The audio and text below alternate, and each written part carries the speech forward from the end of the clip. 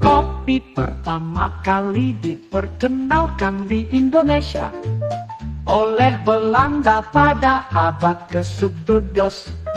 Ketika mereka membawa bibit kopi Arabica dari Yaman ke Batavia, sekarang Jakarta, mereka melihat potensi besar di tanah subur dan iklim tropis Indonesia untuk menanam kopi, terutama di daerah dataran tinggi di Jawa, Sumatera, Bali, dan Sulawesi. Kopi yang dihasilkan segera menjadi komoditas ekspor penting bagi Belanda, membuat Indonesia salah satu produsen kopi terbesar di dunia pada masa itu. Namun pada awal abad ke-19, tanaman kopi di Indonesia terkena wabah penyakit karat daun, sehingga sebagian besar tanaman Arabica rusak.